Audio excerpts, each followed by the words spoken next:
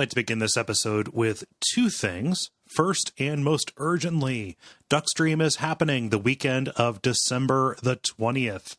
That's right, Friday, December the 20th, starting at 9 p.m. Eastern, 6 p.m. Pacific. We'll be doing 48 hours of game streaming to support the Transactive Gender Project out of Portland, Oregon. Go to Duckfeed.tv/Duckstream to see more information about what's going on. It's always a good time. We're raising money for a fantastic cause, and we would love to see you there. Even if you cannot contribute monetarily, it is important that we have people cheerleading in the chat. It's always a good time. The other thing I'd like to begin with is some thanks to Jeremy Brown, William Rouse, Ryan Peterson, Lucas Sanborn, and Warren Mikowski. Thank you very much for supporting us at patreon.com/DuckFeedTV. Other people can go and do likewise if they want.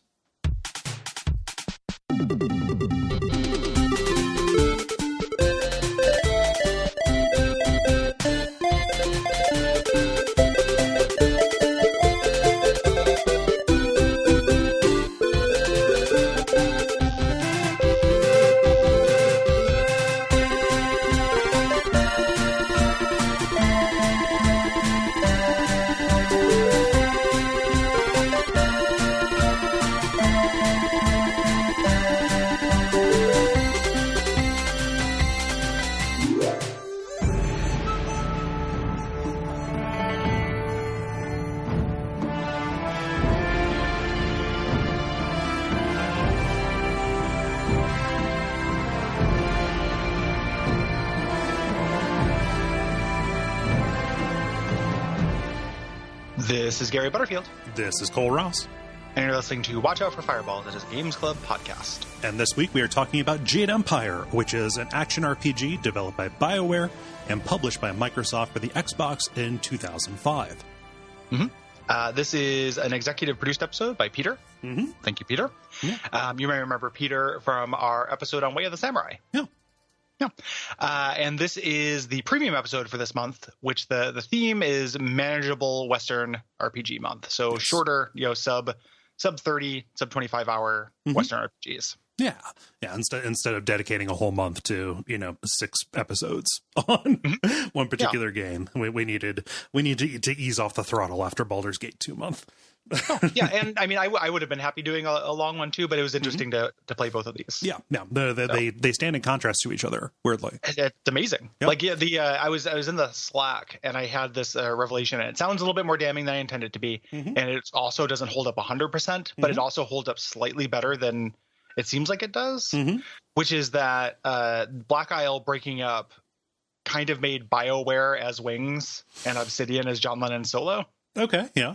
Like messy, incomplete, buggy, but reaching, a little bit further than BioWare, which is like kind of playing the hits. Like generally these are very crowd pleasing RPGs that BioWare makes that are, I don't find to be overly ambitious. In terms of kind of scope and writing. Yeah, like I think that the only thing that approaches the ambition would be like Mass Effect as a whole, as opposed to any of the individual titles. Yeah.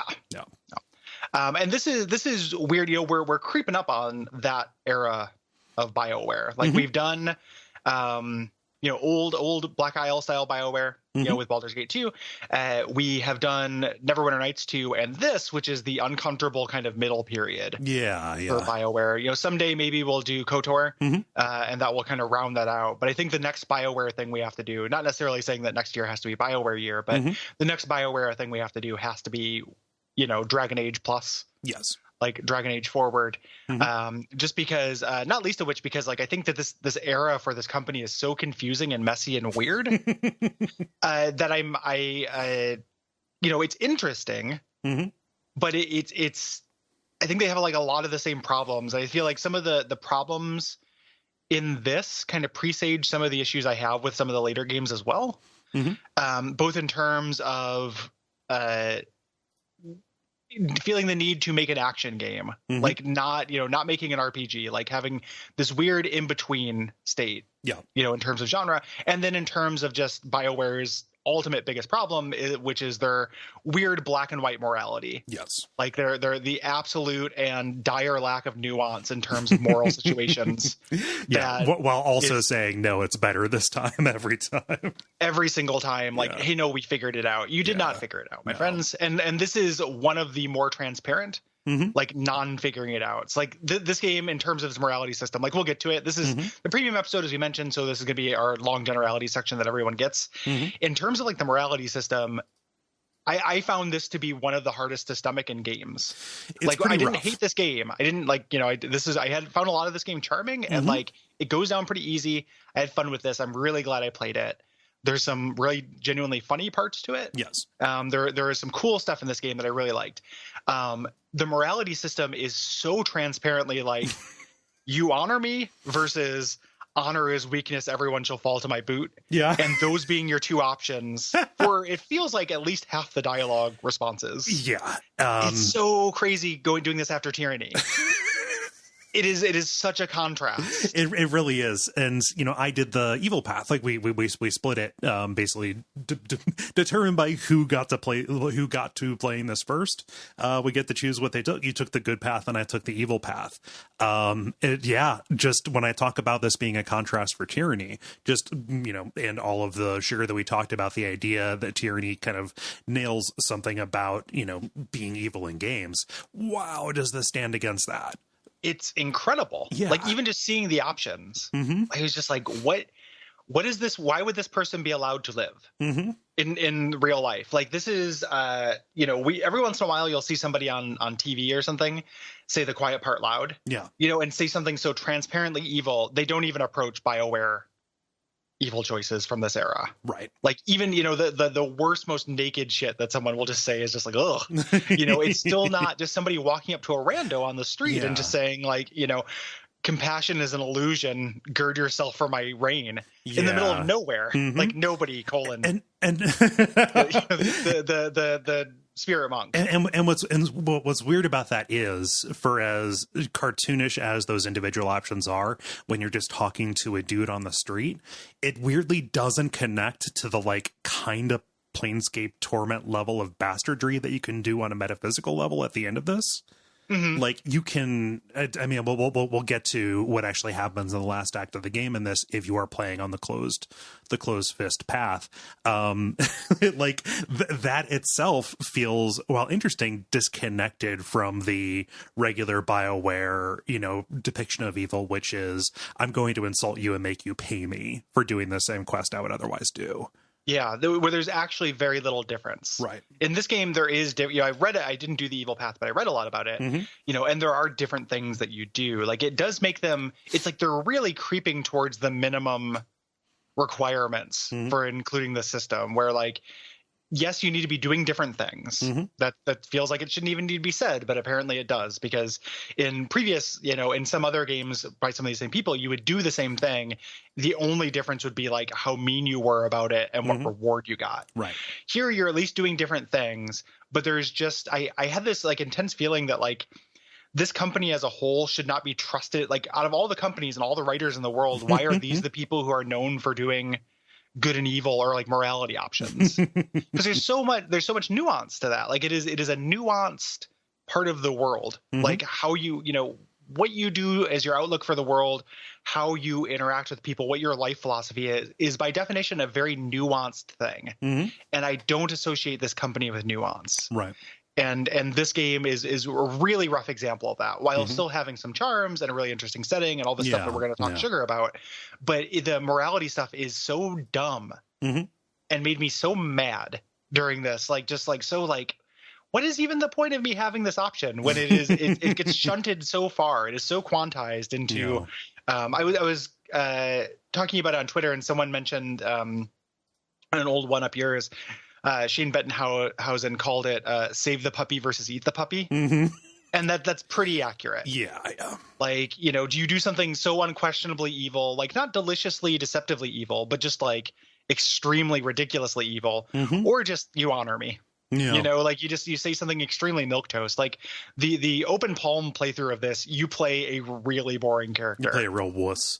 Absolute wuss. Like I was so like just like. irritated with my character, and that has knock-on effects for everything. Like, right. The feeling of investment and role playing in this was very low to me, and there are other reasons for that too, which we'll get into. Yeah. I think this is probably the weakest set of companions that maybe BioWare has done. Not as weak as Neverwinter Nights 1, right? But really weak. Yeah, Neverwinter Nights 1 stands really on its own in that regard, and something that happens generally on the closed fist playthrough is that you have access, or you have the affection of a very an extremely small and uninteresting subset of the people. Like, you are able to convince people over to seeing the world through the closed fist, ideology or whatever.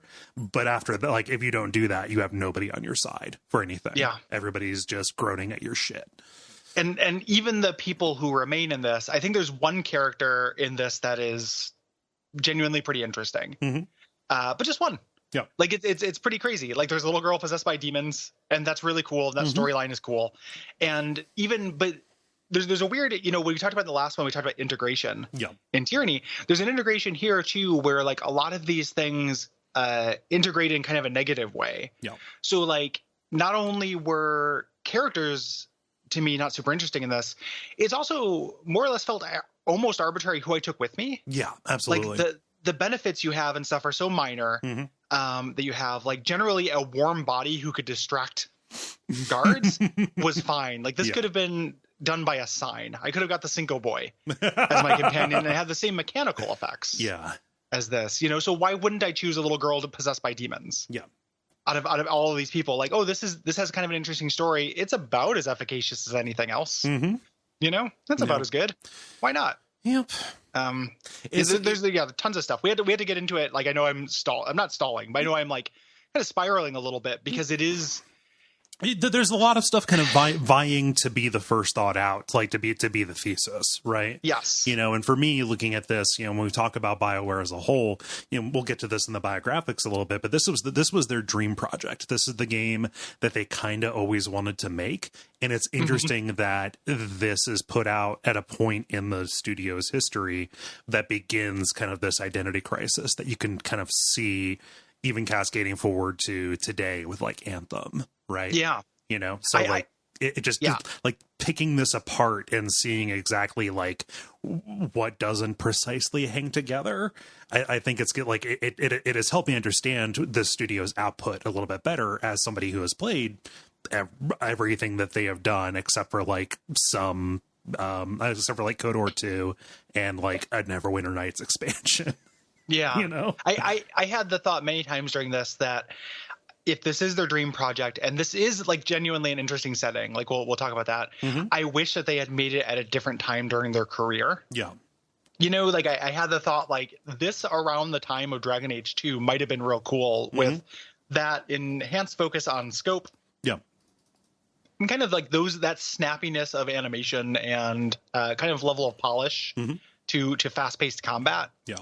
Might have been served it better than doing it during this very weird, like, man, the Xbox One generation, extremely transitional and weird in a general sense. We're going to talk about all that stuff in general, but you're right that in terms of vying for the top is the right way to say, because there's so much about this that is like frustrating missed potential and just like messy, and it is just hard to know what to talk about first with it.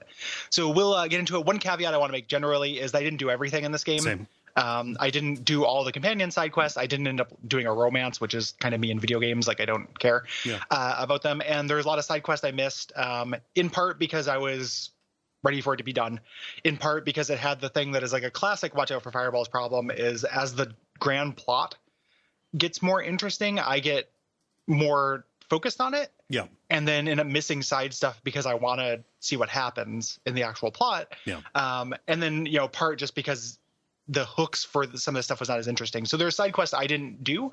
Yeah. And there's some general side content things, even that had far-reaching kind of mechanical effects. Like, I understand you get new weapons if you do a lot of the arena stuff. I only did a little bit of the arena stuff because I didn't like the fighting in this game. Yeah. So there's some things I can't speak to. Mm-hmm. Same. For me, it was like a pacing concern. Usually, when I want to go and clean up side quest kind of things, it's kind of slightly before the end. Turns out that after chapter 3, you're kind of on a greased rail toward the very end of the game. So like, well, ding, dang, dong. Yeah. Ding, dang, dong. Ding, darn it. Yes. Ding dong. Flubba gadget. Yep. What's that word? I forget. I don't know. Crumble lump. I don't know. Cole pulled out a real old man word. Yeah, and I made up one by putting together a bunch of dismissive sounds.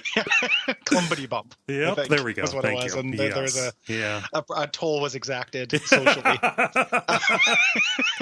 I apologize for nothing. This is a real clumpity bump. Yeah. So let's get into it. Yeah, let's go for it. So in this game, you play as a young martial artist in this kind of faux Chinese medieval world. I think the term for it is wuxia. And you're attempting to rescue your master from this kind of imperial conspiracy that is going on. Yes. And the setting itself, my understanding is that there are some books and other media that does kind of a similar thing. Bridge of Birds is the biggest influence on this. Yeah, wuxia is basically any kind of like Chinese medieval mythological. There are monsters and magic and stuff going on. It's like steampunk elements to this as well. Yeah. It's an interesting setting. Mm-hmm.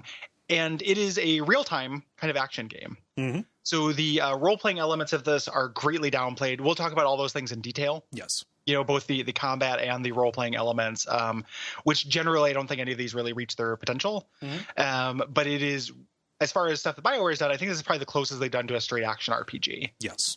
They've done other games like this. There are parts of Mass Effect that feel like a shooter. Mm-hmm. Dragon Age 2 kind of feels like a real time with pause action game in a lot of ways. Yeah. Maybe Anthem is different, but who played Anthem? Not me. Yes. I was literally just asking. It's not even like a joke. It's just no. Hey, I know more people have seen a UFO than have played Anthem. Like it's not really a thing. Right. So. Oh, they're gonna Realm Reborn it, and everybody will say they're sorry for how everyone will end up liking it. Oh, it's the Destiny thing. Oh yeah, exactly.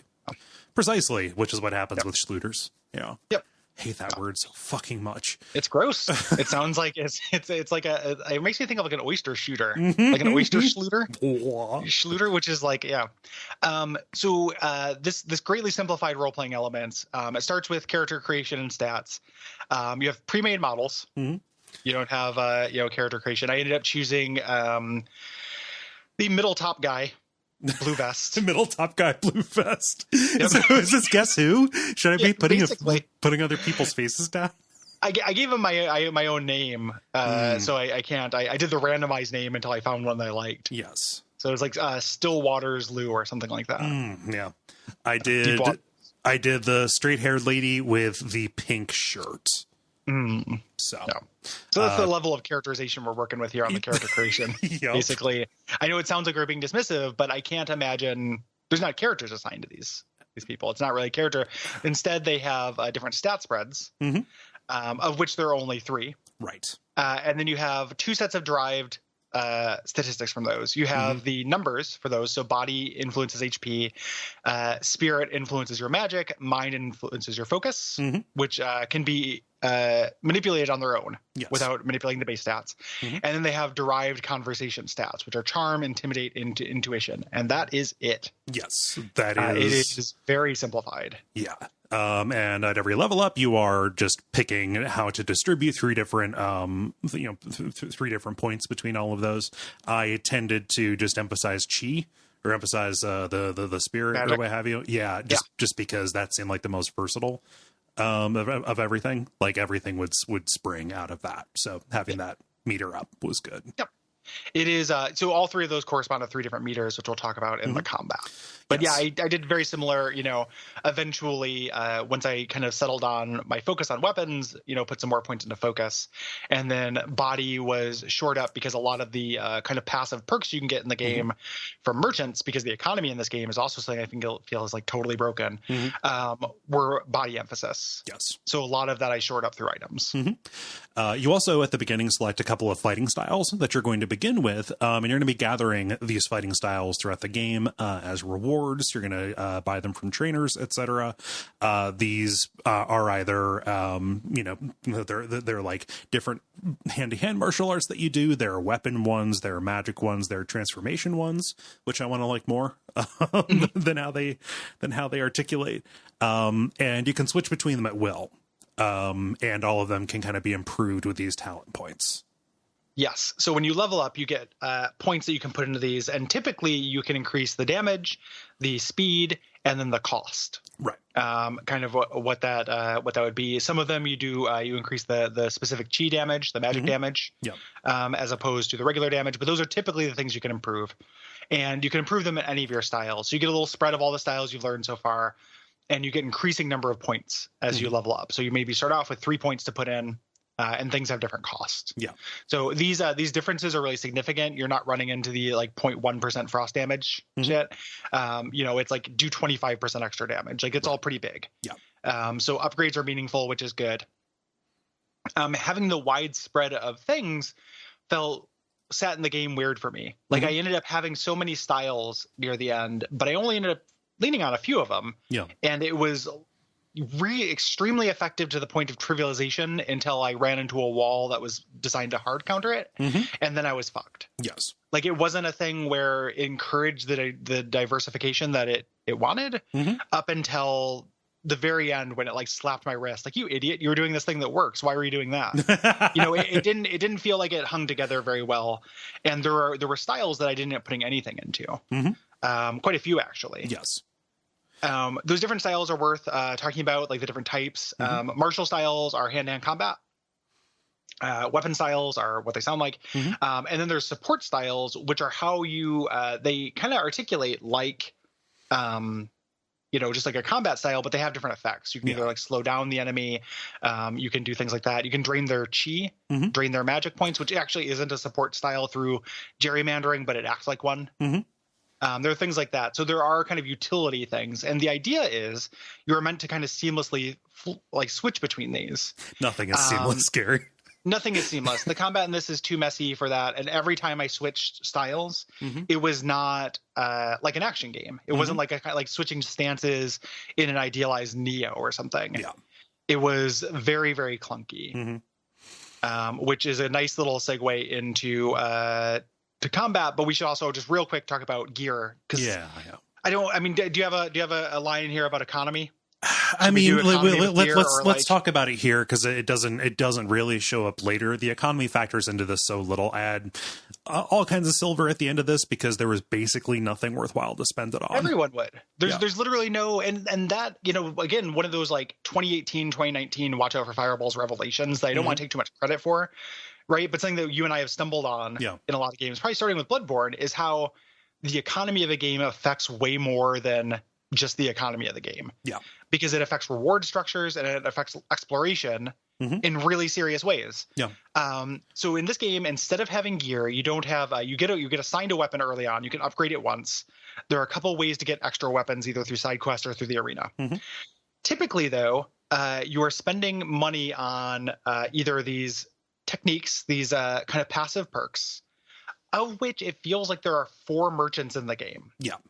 There's almost none of this. Each one sells maybe 3 of these things, and you're not going to want all of them. No, because a lot of them have drawbacks that are associated with them that work against the kind of character you're trying to make. So they would be something like plus 10 focus, minus 5 body. Is what these kind of things would be. And they're permanent stat ups that you buy. The other thing you can buy are gems, kind of like a Super Mario RPG style, like slotting in perks. The issue with this is that you start off with 3, you eventually get to 5 that you can do on this. You're going to constantly be getting gems for the entire game. It's what the game does as rewards are silver, which you use to buy things, but there's almost nothing to buy. Yeah. And gems that are worse than the gems you have consistently, which gives such a horrible feeling to the economy of this. Like some of the joys of a role-playing game include doing a quest to get a cool item. Doesn't really happen in this. Right. Sometimes you'll get a cool style, and that's the idea of the reward. Sometimes you'll get a significant gem. A lot of the time, though, you will get just a plus 2 body. I already have a plus 3 body. Why would I do this? Nope. Another one of the joy is getting to a new town and seeing everything that's cool for sale. Yeah. When I got to the Imperial City in this, I was like, oh, great. I'm finally going to be able to spend all this money. There's like one merchant in it that's tucked away and almost nothing to buy. And then doing like side quests and stuff, or exploring rather, like exploring, going into corners to find stuff. Yeah. But what you can find is all horseshit. Like there's nothing that feels good about finding things or gaining things in this game, with the exception of some styles that you get. And I ended up with so much money at the end. I ended up with just like having a loadout of my best gems, which was really easy, constantly getting rewards that I didn't want. Yeah. Constantly turning down the option to buy rewards that I didn't want. It is absolutely broken, and it affects so much because it just made, when I talk about how I didn't do a lot of the side quests in this game, part of it was because the extrinsic rewards were always lacking. Like sometimes there would be an intrinsic reward. Like I did a couple of amusing side quests and they were fun because they were fun. It was fun. The act of doing them was fun. But the meta game of improving my character, of increasing my efficacy against the challenges that lie ahead, was just lacking. It just wasn't there. The game is just not interested in that. And they somehow crafted like a really bad version of this, of that kind of role-playing game construct. Yes. Yeah, no, and it was to the point, at the end I had so much silver that I didn't even bother opening up chests or like taking apart urns, because it's kind of like bending down to pick up a penny isn't worth it a little bit. And also like it wasn't worth the jank of like kind of maybe targeting the thing and then having my character auto run over to it to kick it. Like I didn't. Trap. Yes. Yeah. I love when you go into a hotel and they've trapped their bases in case anyone kicks them. Like, what is going on? Like, there's a whole like trap system in this game that is just real weird.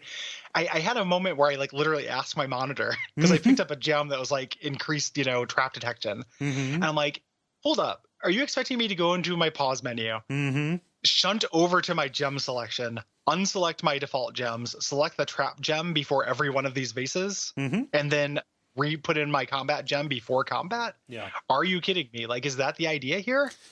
It's a whole really weird undeveloped system. Yeah. With that. Yeah. Like any of the character customization stuff or the gear and the economy stuff, it's kind of this weird Potemkin village of systems that is like propped up to kind of make you believe that there's something there while you're paying attention to what BioWare actually cares about, which is the dialogue choices and story and stuff. Yeah, the plot in the world. Yes. And it made me think, so this was the first, it's not the first game they did that wasn't based on another table, another rule set, because they had done KOTOR. But KOTOR was Star Wars D20. Yeah. You're right. Yeah, I was just going to say that KOTOR was closer, but you're right. It was actually D20. This is the first time they created a rule set. Yes. And it's amazing for somebody who has to know the ins and outs of so many tabletop rule sets to come up with something like this. To me, like there's just a level of ineptitude to the system part of this in terms of that economy and character build stuff that is just bonkers to me. Yeah. Like, and I think you're right. The idea is you're not supposed to care about that. And I imagine people who are really big fans of this game don't care about it. Like they probably recognize this as a flaw, but they're just like, I just didn't really pay that much attention to that. I was too engrossed in the story and I was enjoying the flavor too much. And that's fair, but as somebody who is always at least, has half my foot in systems, kind of no matter what, like it's a big thing that I admire about games. Like it's something that I think is really cool. It's something that games can do that's unique. Yeah. A novel can have this setting and flavor. A novel cannot have this systems, right? In it. So like that's really important to me. And it's really uncommonly biffed. Yeah. A system that is not integrated or is half-heartedly implemented will just be friction. Yeah. If it's there, I want it to live up, I want it to live up to what it is promising or what it is saying. Otherwise, why? Why is it there? Yeah. And the reason it's there is because you need to have quest rewards and you need to have reasons to explore. Yeah. But it wasn't good enough. So it ended up making that feel like I was constantly finding Chalice Dungeon materials. Yeah. And that is a really like a patented bad feel. And it has so many like ripple effects, because not only that is part of why I didn't do as much content in this game, because, so it has a really big impact. Like messing up this stuff, you can't just say like, oh, just the flavor matters. Yeah. Like no, they interact, they interface. And it messes with the morality system too, because oftentimes the difference between good and bad is how much of a reward you want to extract from the person or shake down from them. Like, I don't know, there's really no reason to be bad because money doesn't mean anything here. Yeah. Why would I be evil when, it doesn't do the Baldur's Gate 2 thing where it's experience versus money. I think you get the same amount of experience either way. You're not making a trade. Right. But there's no reason to say like, yes, I will, mercy is illusion. I will kill everyone in this village if it pleases me. Other than just for the pure intrinsic joy that you might take in choosing that choice if there's no temptation. I think that like one of the BioWare's big problems is that like if you're going to present me with a moral choice, both sides have to be compelling, and they have to be compelling on every axis. Yeah, they can't just be compelling in terms of narrative or just in terms of having different effects. They also have to be compelling in terms of play and kind of reward. Yeah, one of the things, and you can tell me if this is wrong. This was born of a discussion in the Slack, but the only big major choice I got to when I played Mass Effect 1, which I played like the first 10 hours of a few times, was whether to eliminate the evil bug queen. The Rachni. Yeah. The Rachni. And the game was pretty clearly signaling to me that genocide was wrong. And I was like, okay, I'm not going to genocide them. And I was looking on the Slack and someone said they show up later if you don't genocide them as an ally. But if you do genocide them, then they don't. Well, so when they say later, they mean 2 games later. Yes. Yeah. They show up in the third one. So there is an effect way later. What I want though, from that is that I make the moral choice and there is a cost in that I'm going to be running into these things all the time. If I don't genocide them, like, oh, this next part of the game is way harder because I made my moral choice. You want Alpha Protocol. I want Alpha Protocol. I want Obsidian. Like Obsidian is good at that. BioWare is not, but BioWare likes to do it. They're good at other things. Like it's I like half their games that I've played. Like I think that they do good things, but they love to traffic in the stuff they're not adept at. And this has that feeling to it the entire time. Like it is not a gameplay consideration to make a good evil choice. It's not a mechanical consideration. It's not even like a narrative one, really. Yeah. In this, it's barely a narrative one. So. Yeah, it's a bummer. It's a bummer. It's a bummer. And I thought like, I stopped playing Mass Effect 1 shortly after that choice. So I thought when I decided not to genocide them, I was going to run into that. And then someone was like, no, that's not really how it works. And I was like, well, that fucking sucks, man. Like, yeah, that would have been way cooler. Each of those worlds that you go to is really self-contained in that regard. And I mean, not in the game's defense, but to provide more context, the Rachni choice is kind of seen as like, oh, that's the dumbest thing they make you do in that game. It's the megaton. Yeah. Yeah. Kind of decision. And again, like just I've been picking on BioWare a lot, but Bethesda equally culpable in this kind of thing. 100%. Yeah. So I am like I'm talking about video games and I'm saying good things about Obsidian. I'm not saying bad things about BioWare. Right. Like most video games are not good at this. They just like to traffic in it regardless. Let's get into combat. Yeah. Speaking of bummers, I wish there was more here. It's almost like there needs to be like for it to be, because it's weird, right? Like the combat, it's very simple. Yes. In this, it can be more complicated if you want it to be, but it doesn't demand it on regular difficulty, right? And it doesn't reward it. Like neither demands nor rewards more complicated. Yeah. Well, and I would add on top of that, can't bear it. There's a very I don't know. I was thinking about this and I was like, man, I like Nier's combat better than this.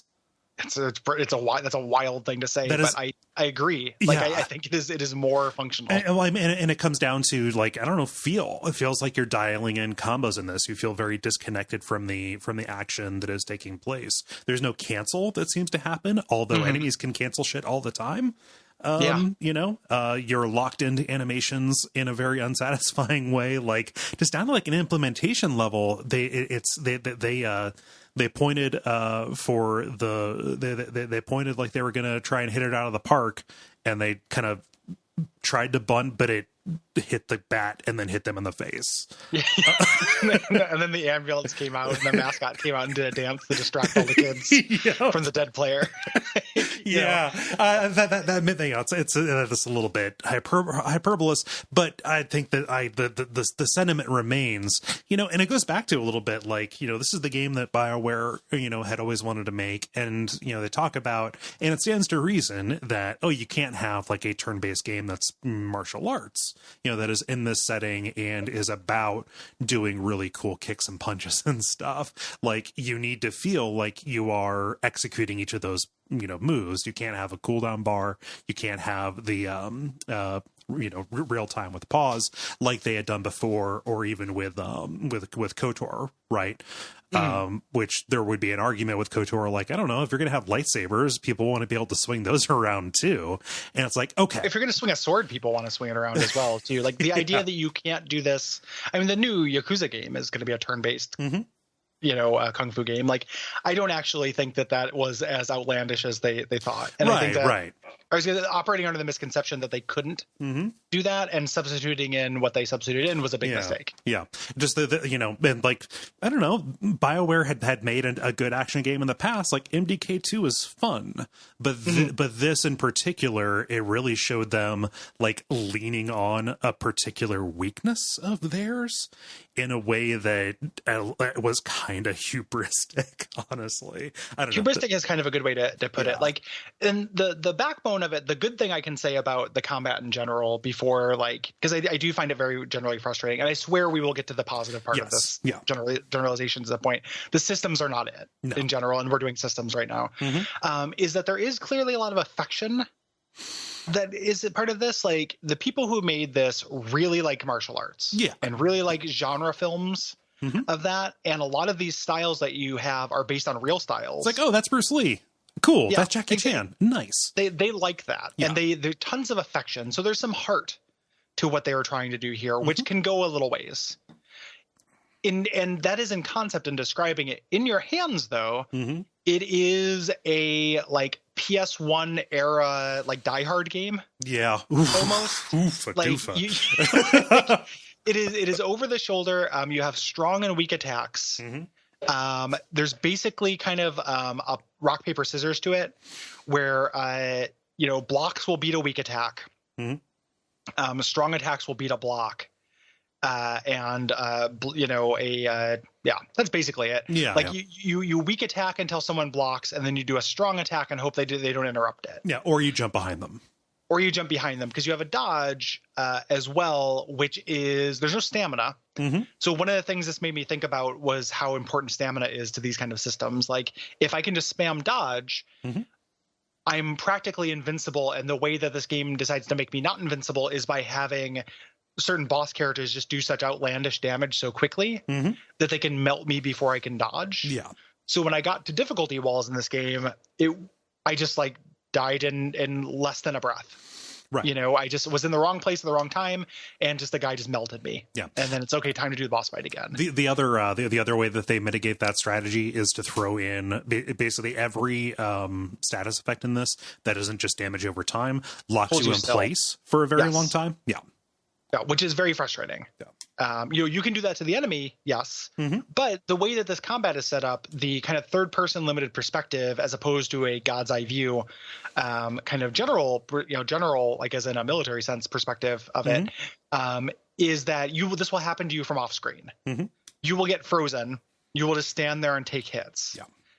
Frequently, you didn't have anything, and functionally that's not different than a turn-based system. That happens in turn-based systems as well. Well, turn-based systems, you're like, I'm not controlling my guy. Let me jump over to the other person That's true too. Yeah. Like and that could have been a way to do this in this game, like allow you to switch control. We'll talk about companions at length and how that kind of like, I don't think this game should have limited you to one companion. Same. For a couple different reasons. But so the combat ends up being very simple. I think the idealized version, the charming kind of heart version they wanted, is that you are doing these combos, as opposed to combos changing with button presses, they change with switching styles. So you can actually extend your combos. Like a weak attack is like 3 hits and then kind of a rest, 3 hits and a rest. And then strong attacks take a little while to charge up. And then you hit really hard, and you usually have knockback. And you can extend your weak attack combos by switching styles partway through. It kind of resets them. Called harmonious combos is the name of that system. Yes, which the game does not do really explain. A character in the second town, like, will actually stop and explain it to you, but it's for something that I see a lot of reference to. It's nothing that I remember the game doing a good job of tutorializing to me. It's also not something you need to do. That determines what kind of pickups an enemy will drop, how you end a harmonious combo. But for being a key system, it's not very emphasized. In this, but my point being, you can kind of extend your things and make this a little bit more complicated. Enemies almost exclusively, if they're melee enemies, just rush you down. And if you're fighting more than one enemy, you cannot really do these harmonious combos because somebody will come and interrupt you. You have no poise, in this game, so they'll come up and interrupt you from behind. There's also a lot of the combat was about not being hit, so there's no real reason to do a long combo. Like I do like 3 hits, jump behind the dude, do 3 hits. If he blocked, I would jump twice, which is the exact amount of time that it would take for him his block to cool down, and then hit him some more, and then move on to the next guy. Like, I eventually got very efficient at the combat, but it never got particularly expressive or fun.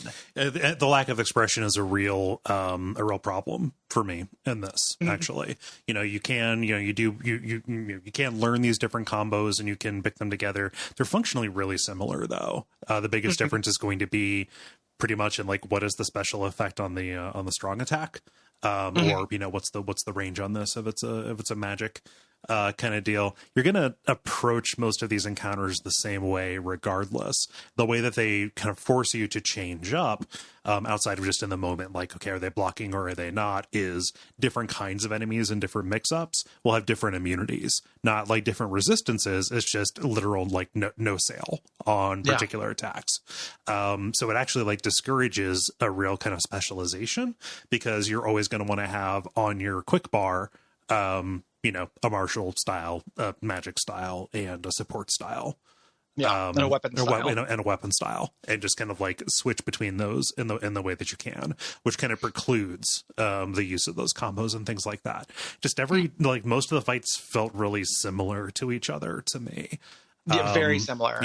But, And I got to, there's a boss fight that is like my least favorite, the nadir of this game for me, in which the style I was specialized in was punished, and I ended up having a real classic like run around an arena. Like, I couldn't leave, I couldn't go level up or change things. Running around an arena, draining magic from hit point sponge bosses in order to get enough magic to transform briefly. Hit during transformation styles, which we'll talk about, which I also think, like, there's one you get that's actually really powerful and good. The early ones you get I did not like. But that was the only thing that could hurt these bosses, because giving them immunities instead of resistances was a mistake. Like, it's contrary to, they want you to switch things up, but they also want you to specialize, because those bonuses that you get for leveling up your styles are very significant. So it's at odds. Like, it's just like disharmonious. In a real serious way. Real crazy to it. So the enemies will block. That's basically the rhythm, which you mentioned. Fights feel largely the same. There are a lot of fights in it too. I can't tell you the number of times, like, in the game where I've finished a quest and I'm just going back to the town and you run into 3 just ghosts pop out of the ground for no reason. Like, you do a lot of fights in this game. And I got efficient about it, but never good. Never fun. You have 3 meters. You have health. You have 2 additional meters, chi and focus. Focus powers weapon styles. So that's what I ended up focusing on. With this, I used the staff because it had really great range, and I got very good with that. And you can also enter into like matrix time. You can put you still go. Puts everything in slow mo, but you still move at just a little bit slower.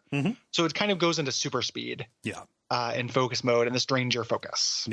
I didn't find an awful lot of use for this, because generally the combat was pretty easy as well. I can see if you're somebody who's really going all in on this and bumping the difficulty up to the maximum, I can see managing this actually being a really big deal. Even though the difficulty options, if you change difficulty, all it changes is amount of damage you take and how much you do. So it's not. I was reading about that before we recorded, because I was like, boy, like somebody, just because I like to invent like an army of straw men whenever I have a strong opinion, like it's just kind of my thing. I was just like, what is somebody going to say when I say I find the combat really boring? Like, I imagine at least one person being like, you didn't get it, because any criticism is deflected by you didn't get it. And I was like, okay, no, it doesn't. No, it doesn't. Yeah, exactly. Like, you had this experience. No, you didn't. So it was like, what if I had played on more difficult mode? Would it have been more interesting? And the answer seems like a definitive no. Right. Enemies would hit harder, so there'd be higher consequence. But in terms of my efficacy, I was already pretty optimized. It wouldn't be about me having to be smarter about doing more damage. It would just have to take longer. Yeah. It felt like, which is crazy. And focus mode also leached for my weapons, like having them be the same meter, like having to, using a stick requires focus. I've hit somebody with a stick. It does not require any focus. Just made it that this not a big thing I used either. Chi is really weird in this game as well, because so it powers magical styles. You can enter into Chi mode and get kind of a damage buff. You can use Chi to heal yourself. It is the only way to heal yourself. Yes. And it also drains at an alarming rate when you are transformed. Yes. So Chi is doing a lot of work in this. If I was trying to play like a magical transformation style character, it would have a rhythm of constantly taking, instead of like popping an ether like you would in an RPG, taking a break to switch into the spirit thief mode and just kind of, basically drawing, like Final Fantasy VIII drawing magic almost. Yeah. Like, I just need to spend some time in the timeout box sucking magic power from these people so I can still fight. Which requires you to get right up against enemies, and that wouldn't be what you expect for. Yeah. Well, there's a distance way of draining, but it drains minuscule amounts unless it's heavily upgraded. Yeah. Which is how I got into that purgatory boss fight that took me 20 minutes. But it's like the magic just does too much work in this. Yeah. Like having that related to healing is very frustrating to me because on the surface, like making a choice between healing or offense sounds cool. But when there are enemies that can only be hurt by magic, offense, making me choose between being able to participate in the game or healing is not as interesting of a choice. Yeah. Especially when, again, the way that this game does difficulty is really high lethality. Like the bosses or things that can just melt you incredibly quickly are how this game does challenge when it happens. Yeah. So, yeah, I do not really like the Chi system. And it being the most useful stat just because it almost gives you a second health bar. Yeah. And, you can do other stuff with it, too, if you want. But it's I don't like that integration very much. Same. So. Those meteors, you can get power-ups off of defeated enemies that will give you a little boost to them. You can't really plan against those unless you're really paying attention to harmonious combos and things like that. For this, it was just kind of like, oh, neat, cool. I don't have to drain as much chi as I otherwise would have in this fight. And they again, the way that world design integrates into these things, not only in rewards, but there are just little refill stations everywhere. Yes. They're really frequent. They're not in places that make sense story-wise. And there are separate ones for focus and for chi. And there does not appear to be any rhyme or reason as to which one you'll find. They're not always together. Right. So sometimes, after a long combat bout, in which you might think like, oh, I want to get my chi back because I need to heal, you would instead find just a focus recharge. It feels random. Yeah, I didn't see any rhyme or reason to it, and I found myself wishing that it was almost like a Soul Reaver kind of thing where it like timing depended, like it switched between two of them, you know, and just kind of like, like I hit it now if I want chi, and I hit it now if I want focus, or even just have them like refill after every fight. Yeah. That wouldn't hurt that much. Like you'd have to do some rebalancing there, but the kind of a typical like a way in which strategy lends itself into RPGs and specifically JRPGs is the idea of managing your resources over a dungeon, right? So like JRPGs have this town dungeon rhythm where it's like, oh, it's time to go into a dungeon. I've bought X amount of potions. Will that last me? Yeah. The time here. That's not really a system this game engages with. So making me go into an encounter without full resources when this game is not that type of game and I can't really make choices about my resources did not end up feeling very additive to this. Yeah. So you can do a dodge roll, as we mentioned. Pro tip, remap that shit to the block button ASAP. Yep. Like otherwise you're double tapping and it's doesn't work. And then you can hold down that button just to dodge, or rather to block, which will get countered by a heart attack, but otherwise is invincible. There's no chip damage. The way that you said that sounded countered by a heart attack. Yeah, it gets countered by a heart attack. It's my new single. I'm Kaja Gugu now.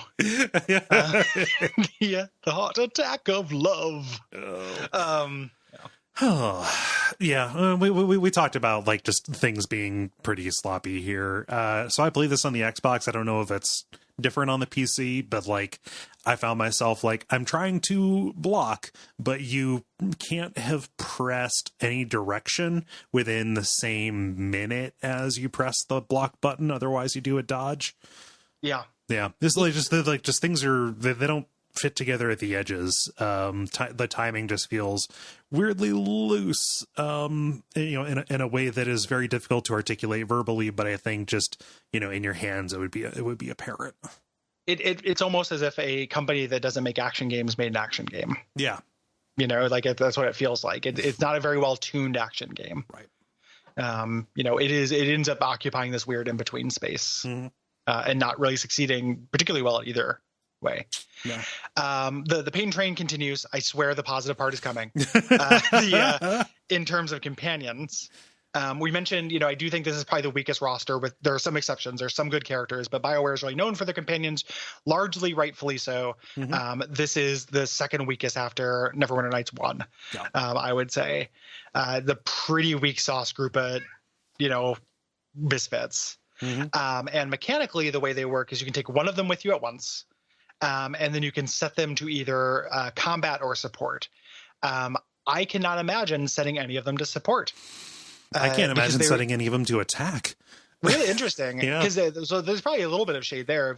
For me, the use of a companion was to draw fire from me, and that is what they did. Yeah. And in support, they would still draw fire, but they would buff you at the same time. Okay. I did not know that. I thought I thought they would just not get attacked during that. Do they fight back, or do they just stand there and buff you and just get hit? They fight back. Okay. It's a little bit like how you have support attacks that have magical effects on them. Okay, I didn't realize they still fought during that. I was just reading, and again, this is a little bit on me for not being experimental, a little bit on the game not explaining it, because when you set them to support, it just says that it recharge. Like there's like a lack of text in this game that comes from its console kind of thing. So text is really big, and on any given screen there's a sentence generally. So a lot of the tooltip kind of stuff is very, very brief, like very terse. So when you look at support and what it would do, it just says like, we'll refill chi. Yeah. So I assume they just kind of, and I did support with the sexist character Henpecked. Oh yeah. And just so I assume they were all like that. Like they would just hang out and kind of help me out. And Peto, he specifically doesn't attack, really. Yeah. He's the one. He's the most interesting support. We'll talk about the companions when we run into him in the main story. While also being a pretty problematic character. But yeah, I ended up having them as attack just because I wanted them to draw fire. Interesting. It's good that they, so that's a good thing. Like if you're going to play this game after listening to this, I recommend doing your path, because my path was not. It was still pretty minimally helpful. Yeah. And generally the AI is very shallow in this. I really wanted more granular control. I wanted to be able to jump back and forth. What it ultimately gets down to is something that we said a little bit earlier. It doesn't feel like there's that much of a distinction between who you bring with you. Yeah. Like there was definitely like, for my character, it didn't make sense to take Silk Fox because her attacks, like basically the styles that she used were exactly like mine, but also like that didn't screw me at all, really. Yeah. If I did it. Yeah. In a typical sense, what they do is your support style will be like a buff. Either you do more damage or you'll get a meter refilled. And then attack style is obviously they attack. Only being able to take one person with you during this, to me, the probably the worst effect of this was it discouraged me from exploring all these characters' stories. Yeah. The character who I took with me the most, the storyline I completed was the young demon girl. And it was because she was always with me. Yeah. Briefly, I took some other people with me when I got them. The fact that they all seemed roughly the same, though, I was like, well, I want to continue the story. I think the idea is if you want to do those stories, you talk to them at camp. There's so few opportunities to talk to them at camp. There are, exactly. Like it feels very like you are not particularly encouraged to get all of these companion stories. I read about them. A lot of them are not that interesting, but I still would have liked the opportunity. I mean, all of this kind of adds together to, give you minimal kind of player expression, which is a real bummer. Given that this is, something that the studio has done and would continue to do after this, like, Mass Effect and Mass Effect 2, that whole series really, like your party composition is a really big deal. What powers you activate for individual people matters because you have control over when they fire and who they fire at. Yeah. It's just it's a real weird, just kind of like valley for them in terms of, in terms of doing something that we really value here on the show, which is player expression, specifically in combat. Yep. It's whether I look forward to fights or not. Yeah. And in this game, they were speed bumps on the way to the next thing, which was sometimes good, sometimes not that interesting. Right. But they were always speed bumps. So we talked a lot about the morality. The way this expresses in the game kind of faints at nuance, but doesn't actually extend into it. It is purportedly nuanced. Yes, and characters will talk about it as if it is nuanced, even though in the actual game it is not. Yeah. So in the way that it works is there are open palm and closed fist. Yes. And the description of these is a little bit more nuanced than just good and evil. Because they try to add, a spot of black and the blue of the eye of the Lord a little bit for each of them, like a yin yang symbol. Yeah. The open palm is peaceful and harmonious and good with an emphasis on helping others. But the downside is supposed to be that it leaves you vulnerable. Yes. Like it is easy to exploit. It's naive. And closed fist, it is supposed to be pragmatic, and you've got this emphasis on self-reliance violently imposed on all around you. The idea being that because struggle makes one strong, it is not necessarily up to you to reduce struggle, and in fact, it may be a virtue to make sure there is more struggle out there.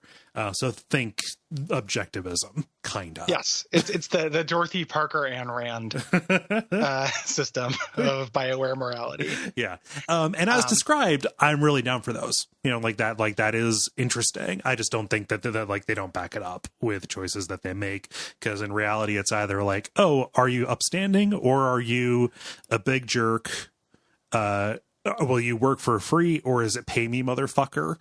And then that is also, like, it is also like, will I save the world or will I doom it just for a little bit more power for me? Like, I don't know. I don't necessarily see I'm a big jerk being, necessary and run alongside. It feels like that should fill up a different meter than I will sell out the entire world so I can have a little bit more power. Like, just it's weird that those two things add up to the same side of the ledger. To make this kind of thing work, you need to have unexpected consequences. Yeah. In a game, you need to think you did the good thing and have it fuck somebody over. Yeah. Which is not new at this time, right? So, bad ending of Junktown in Fallout 1. Like you get rid of what's his name, Greco or Greglo or Grelo or whatever. They get rid of Jimmy Chair. Yeah, Jimmy Gambler Chair. Jimmy Dice Legs, and that it fucks over the town, right? Like it was the original idea behind that. Like doing the wrong thing was good because there was an argument that he had. Like this was prosperous, it brought people. Then this ended up getting changed, but that was originally the idea of that. And when you do, and what is in the game is if you do help Killian, if you help the mayor, he kind of turns it. He's a little bit of a despot. Yep, like he's a law and order candidate. You have to have unintended consequences, and this game doesn't have unintended anything, right? Like unexpected anything. Like you know exactly what's going to happen when you do things outside of the big twist, which all the twists in this game are so baldly signaled. But so you what you need to do is you'd have to have a character where it's like, I thought I was helping them, but I was actually hurting them. That gives me some credence to the closed fist. Yeah. I gave this beggar some money. It's horrible libertarian stuff, so it's all going to be fake. I gave him some money and he spent it on drugs. Yeah. That's what you would need at least to have this be an argument. They don't do that. That'd be vile. That's wrong in real life and in fiction. I gave him money and somebody else robbed him and he died in the altercation. Yes. Yeah. I gave him a nice pair of shoes because he thought he wanted it and somebody killed him for the shoes or something. You have to do something like that. The game just just chooses not to. Like, there's a lot of ink in the game about how nuanced this is, while it is never nuanced in practice. Yeah, it's really weird. Yeah. Well, what it ultimately comes up to in a lot of these instances is you're sold something you absolutely do not get. Yeah. Yep. It's very disappointing. The on the wiki, there's a section for philosophy where the person who wrote the wiki is talking about how complicated this is. Yeah.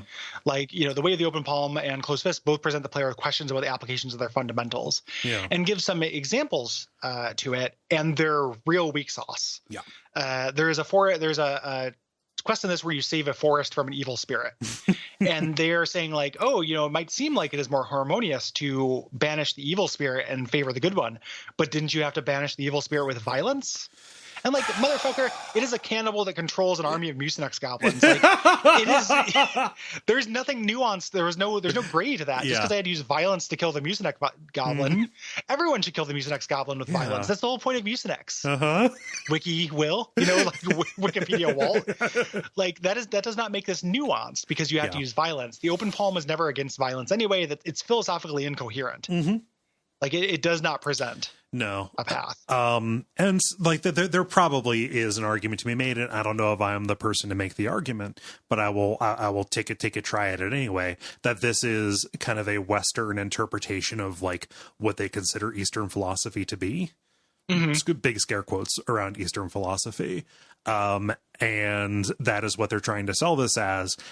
And it kind of seems like maybe they should have gotten people who know more about the distinctions and the different priorities between the different cultures, and the general just like body of philosophical work that happens, between the different cultures. It just kind of seems like they took a bunch of like, okay, well, this is light side points and dark side points, and let's say that it's more nuanced because it has this theming. And we can plausibly get away with making that claim. And that is actually a whole ball of worms right there. Like there's a patina over this game of like my instinct being that there's something very problematic going on. Yeah. In terms of who made this. Like, this was a bunch of white Western dudes. And like the word that immediately comes to mind is fetishization, but that is too strong. Yeah. And then then it becomes a question like, is it okay to do things in this setting and do a fantasy version of this? Why would it be okay to do fantasy Europe if it's not okay to do this? I don't actually know the answer to that. And I don't want to have that conversation, but I know that it's there. Yes. Smarter people than me have probably written essays about this. People with more skin in the game. People of Asian descent or whose culture is more touched by this have probably written like essays about it. Yeah. I was looking around for that kind of thing. I made a good faith effort to try to find the literature, which I try to do whenever we're going to step into a possibly controversial thing. Did not find it. Yeah. Because this is kind of weirdly an obscure game. Yeah. Kind of not talked about very much. I don't know where this is on that, but the morality system feels like an expression of that hinky feeling I get from it of like a little bit of fetishization or a little bit of like us doing this shallow version of this is okay because we're ascribing a grander philosophy to it and a philosophy we're not familiar with, like an exotic philosophy almost.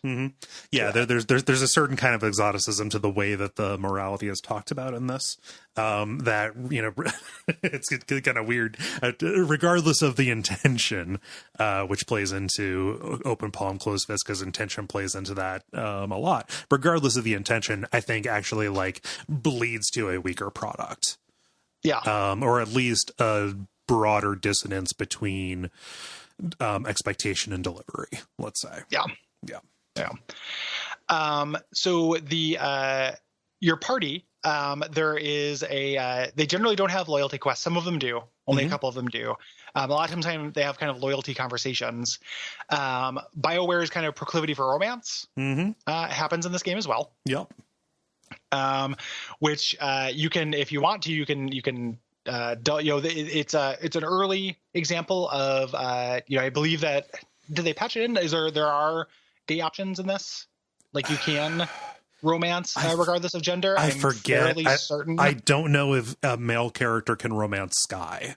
Okay, I think a female character can romance. A female character can romance Sky or Silk Fox.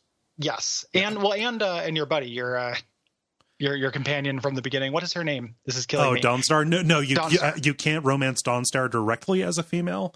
However, Dawnstar does get involved in the menage a trois if you do a closed fist romance with both Sky and if you do a closed fist romance as a male with both of them, they will they will sleep together, which is super fucked up because that's incest.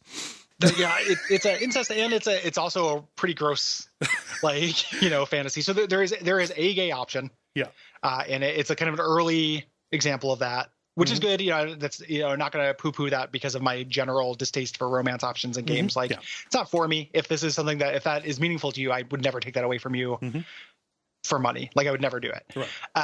For me, I just didn't pursue them. Right. And part of it was I didn't think any of the characters were interesting enough. When I would talk, to my friend, my longtime childhood friend, I would get the option to, hey, Dawnstar, should I say you're an idiot and all of our trainings are false and I hope our teacher dies, or should I say you honor me and I can see my life, spending my life with you? And it's I'll say the good guy thing, but it never ended up. I didn't pursue it enough. I didn't have enough of those camp conversations for it to play out in the ending. And I didn't seek it because I think those in games are weird. I think watching the action figures fuck is not a good goal. And pursuing a closed fist playthrough, there isn't really a way to make, if given a chance, I would grind you to mud beneath my wheel as progress marches on. There's no way to make that into a pickup line. So it's not Carol and Mr. Henderson. Right. How many breakfasts the other day? 3? 1? 3? So it didn't really factor in for me as well. So I guess now, while talking about the companions, we can talk about just some good stuff. The world flavor and a lot of the actual written dialogue ends up being really funny. The comedy aspect of it, I was very surprised by. Yeah, they nail it a lot. Game. Yeah, it's kind of a comedy game. There are plenty of times in which they biff it. Like Henpak Ho sucks. I hate everything with that character. I just picture, if you haven't played this and you're not going to listen to the full episode, picture a whole character whose entire premise is "take my wife, please." It's really wife based. He's the original wife guy. He's got a real wife guy energy, and it's really I love my weird. Extremely cruel wife. Yeah, he's a cruel wife guy. And then Black Whirlwind sucks. If you think it is very funny for a big guy to drink, have we got the character for you? The funny thing about Black Whirlwind is he always describes, I want to be ankle deep in something upside down. Yeah, which is funny, but it happens over. But he says it a lot and over. Blood, wine, blood and wine. Yep. Just those two things. Yeah. Just want to be ankle deep upside down in Witcher DLC. But it's just those one jokes. The funny parts though come from the quest and side characters you run into, which are genuinely pretty charming and fun. There's early on in the first major town, there is a finding a husband quest for a local gang lord, and you bring this absolutely dipshit guy who's very funny. The dialogue is just it's a very funny scenario. I did a play during one part that's very funny. There's a famous scene which we'll talk about with a Westerner, which I didn't actually do, but I watched online, and there are parts of it that are funny. It's also, I feel a missed opportunity. I feel it's a little bit overrated. Yeah. But there are parts of it that are pretty funny. During his armor, it just has a piece of cheese on a fork. Yep. On the front of it. There are legitimately kind of funny things in this. The dialogue, while not being deep, is rarely embarrassing. And it's not, it's the writing in the grand terms of themes and plot, I think, is not very good. The individual dialogue from your character is really bad because it's stuck within this closed fist, open palm dichotomy. When characters are talking to you, though, it's generally pretty sharp and can be pretty amusing. Yeah. Voice acting performances are good. Generally, there's not an awful lot that is embarrassing in this. So yeah, I'll see on that. And I think that, we talked about the world being interesting. And I think part of probably, if I have to guess, a lot of people who have a lot of affection for this have a lot of affection for it for being different. Yes. You spend a lot of time in Swords. swords and spaceships, and taking another, we talked about this when we talked about Sekiro, right? Like a game I have complicated feelings about, but it was interesting to be in another culture and learn about these things like that has inherent undeniable value. And I understand this is not broadly representational of any real life culture. It is kind of a pastiche and magical version of it, but it ends up like becoming like a pretty interesting world for a role-playing game. Like it doesn't come out of a stock. Yeah, even just aesthetically as well. I think that they make a lot of very good choices for just the way people dress and the way that towns are laid out, and the just graphically it's a very like this is a pretty game, not so much because of technical reasons, kind of a nightmare again like a lot of that generation was, but from an art direction standpoint it's actually like a really appealing game. Yeah. This is just a side note, but technically I had more glitches with this game than I have in a long time. I saw so many T-poses, like many times going into a quarter of town where everyone is T-posing around, and I love that. And then it made me think of Japanese tea ceremonies, and everyone just walking around in T-poses. Yay! But I also kept running into a glitch where the camera would turn to like as if my character were looking down. And I couldn't, like many times it took an alarming amount of things to undo this. Like I'd walk into a room, I would just be looking at the floor and have to navigate by the mini map like I'm playing it's like Metal Gear. Yeah, like, it's really weird. So tons of technical issues I had with this on the PC. But in terms of that flavor, like it does feel good to be in a different era or a different kind of thing. The closest thing it reminds me of actually is like Arcanum. Which also has the feeling of just like, oh, this just isn't usual. Like this Renaissance era kind of steampunk thing is not something you spend a lot of time in video games with, or Shadowrun almost. Like Shadowrun, there are a lot of games set in Shadowrun, but that future, that kind of future magic thing is like a unique cyberpunk aesthetic. This is a unique setting, and that it goes a long way. Like that is really neat. I think that the main plot itself is a little unambitious, but moves along at a good clip. Like I'm a little sick of games basically doing Star Wars. And it has a real like Star Wars kind of feel to it to me, but it's not I think it's a more nuanced plot than Dragon Age 1, which is just like, what if there was a big evil dragon and orcs? Like that's not very interesting. The Blight is not very interesting. This is more interesting than that. Yes. So a lot of the joy comes in the moment to moment dialogue.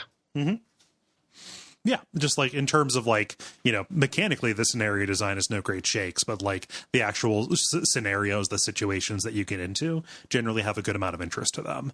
Like from a play perspective, the Assassin Fortress is pretty dire, but it's super hilarious just how like self-sabotagingly evil these dipshits are.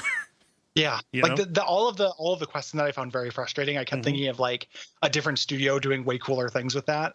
But it was an interesting area.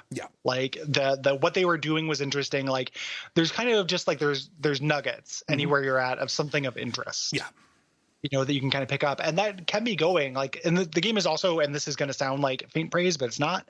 It's short, and that's part of the reason why it's unmanageable. WRPG month. This is usually if somebody tries to patronize a game of like a Western RPG, it would be like, well, we can't really do that. But people often patronize or offer short ones for their picks to produce, and that made this work. And in this game, it just does a lot of work towards it not overstaying its welcome. Like between the fact that the overall length is short and the fact that the last 4 chapters are a slide, are a luge ride, just kind of made it go down pretty easy. In a way that like I wasn't dreading playing this. Like we've done games before that have a lot of the same problems as this, such as Nier. Like the combat in Nier is a little bit better, but the fact that was so repetitive and based in that combat made me dread sitting down to play it. I did not dread sitting down to play this. It just kind of went down like a little bit like comfort food, but like Soylent or something. It went down like a nourishing thing that moved time forward with some entertainment and some frustration. Soylent mac and cheese, soy mac. Yeah, it was a little soy mac. Speaking of Shadowrun, it was a little soy mac energy. It went down pretty easy. Like I was entertained during the 14 or 15 hours or whatever I spent on this. So, and real quick, Gary, why is there a shmup in this? Yeah, why do you play Jamestown? Yeah, why shmup? Just raising my hand in the back class. I was expecting there to be, so on the menu of this, there's this option just to play the mini games. Right. And I was like, oh, there's going to be a lot of mini games. And it's like, that's going to be the idea. Nope. There's a mini game. Mm-hmm. It's a shmup. It's not a very good shmup. Mm-hmm. They're optional. Yes.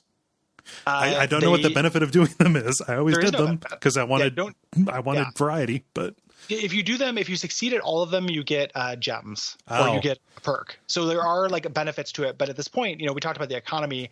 Those perks were not particularly meaningful at this point. Like getting +5 to all of my derived stats because I did all the mini games was not necessarily worth my time. Yeah. They're not horror shows. Like, they're not horrible. Mm-hmm. The biggest frustration I had with the shoot 'em up sections is that you don't have an invincibility period after getting hit. Yeah. And enemies come from the bottom of the screen. That's the problem. Yeah. In a shoot 'em up, you want to stay near the bottom of the screen so you have as much lead time for things you're shooting. Things come up behind you and just melt you. Yeah. And that sucks. Mm-hmm. But you have a couple different special items. You can have, I think you can get more if you do the wacky little random monkey cheese characters. Right. If you do Kang. Yeah. Which Kang? A real problem with He Kang. has one good line. Yeah. I wanted Kang. I wanted Kang to go. I had to crack Kang over my knee, like real Francois. Like he's the Francois of this game. Kang had to go. I love the idea of just like having the Francois Award for individual games. He takes the Francois Memorial. Everyone gets a Francois. Look under your chair. Each one has a Francois. In this game, it's King the Mad, who joined you for no particular reason, and just hangs around for no particular reason. Like, I dislike King the Mad quite a bit. Yeah. He's not as bad. I think that my least favorite character is Black Whirlwind. Yes. It's just like, where's the wine? Yeah. Is like essentially the only joke over and over. And then Kang is just, I'll blow it up. It'll be blown up with a bomb. And that's essentially it. A little bit. But anyway, there's shooters. And it just says, do you want to fight them or evade them? Right. And it's, I did a couple of them and I evaded one and I fought the last one because it felt not important and it was fine. Yeah. I appreciate the variety. Yeah. So as we mentioned, this is the studio's first original IP. Development began in earnest in 2001, but much later the studio admitted they would have benefited for waiting for the Xbox 360 as opposed to squeezing this out on the original Xbox. Yeah, which makes a good deal of sense. I would have preferred for them to, I don't know, maybe they learned stuff here that made the original Mass Effect better, but if you do a little bit of reading, they had a sequel for this planned, and ideas from it eventually got harvested for Mass Effect and Dragon Age. So who knows? This may have been like foundational to better things that came after it, or more noteworthy things that came after it. Let's say. Yeah. But it's the game they wanted to make from the founding of Bioware, the founding of Bioware as a game studio, not as a medical software. Place. You keep returning this diagnostic program with all these Wuja references. Why do you keep doing this? I'll fire you. Yeah. And reading about the development itself, this wasn't especially troubled, in contrast to something like Dragon Age, which took forever. In contrast to other stuff that they had undertaken, it was just pleasant and uneventful, and they there's a lot of words put out about the fake language that they put into the game, because any new setting is going to have a made-up language along with it. Thanks, Tolkien. There's a 2,500 word fake language in this, which, because I love my patrons, I learned to speak fluently for the episode. Cool. Hit me. But I shall not demonstrate. Oh, okay. So cool. I'm having a good time laughing with my friends who are just out of frame. God, that is the best tweet of the decade, maybe. It's real good. It's really good. I did not learn the language, but there is a language, and I'm sure somebody out there learned it. Yes. It's fine. So graphics and music are both fine. The soundtrack actually gets a lot of words as well. It has a whole Wikipedia subsection of that. It always feels like a little, whenever, same thing, it feels a little bit with Sekiro, where it's the same type of Dark Souls music with a different instrument palette. Yeah. As a genre, when you just kind of do Eastern as a genre of music. Yeah. I don't know, it kind of can run together to me. There are some songs in this I thought were good. there is like a creeping up town theme that would happen after dialogue that had like kind of almost a comforting effect. Like, oh, like I'm back in the play mode now. Yeah. I'm going to run around, that I kind of liked, but none of it felt super noteworthy to me. And I don't think that's necessarily just an element of the genre that it's in, but it just didn't jump out, which doesn't mean it's bad. It just wasn't super special to me. I was a little disappointed, but I think I was holding it to a different standard. I like this composer, Jack Wall. He had done music for Myst 3 and 4, which have very good music. Yeah, I think it's just a matter of the kind of story that this is versus what those are. So, yeah, you're just going to get a lot of like, this is the epic theme from Jade Empire, that kind of deal. Yeah. Yeah. And instead of, this having horns and drums and stuff, this has, shamisen, that kind of thing. Yeah. So this was well received. It reviewed. I feel like it got a lot of points for being like a noteworthy Xbox original game. In kind of late in the cycle for that system, but it was reviewed pretty well at the time. It sold well enough to get a PC port. There's an iOS and Android port for this, Gary. Yeah. I didn't. I could have spent the $10 to see how that is, but no, I don't know. I'll give $10 to Bernie Sanders or something. Sucks. There are better ways to spend $10. Yeah. Put $10 in patreon.com/Duckfeed.tv. I played maybe the first like 4 hours of KOTOR on iOS, and it actually plays okay. Yeah. And at first I thought, because of that, I was like, oh, this will be similar because it's a similar combat system. When I started like, kind of looking into it, I was like, oh, no. Like I need a controller for this no matter what.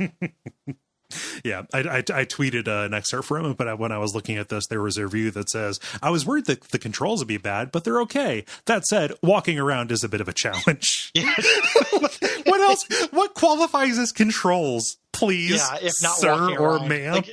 Well, the menu navigation is pretty all right. Cool. All right. Yeah, the menu navigation works well with touchscreen. Yeah. No shit. Yeah. So, this is the roughly the end. We're going to get into it. This is the end of the public portion of this. This is a meaty 90 minutes for the public portion. Yeah. We're going to be here all fucking day. We're going to get into it after the break. If you want to hear the entire episode and a whole year of premium episodes, basically, become a patron. Go to patreon.com/DuckFeedTV. $5 get you all of those. There are some legendary bangers in there. Yep. So definitely check that out, and you can patronize, listen to them, and depatronize. It does not bother us. Yes. If you want to support an episode and produce an episode and pick a game, you can also do that. We are getting our early 2020 nailed down, and it's wall-to-wall, nonstop, amazing shit. It's actually a very strong start for the year. You can also do so at the Patreon.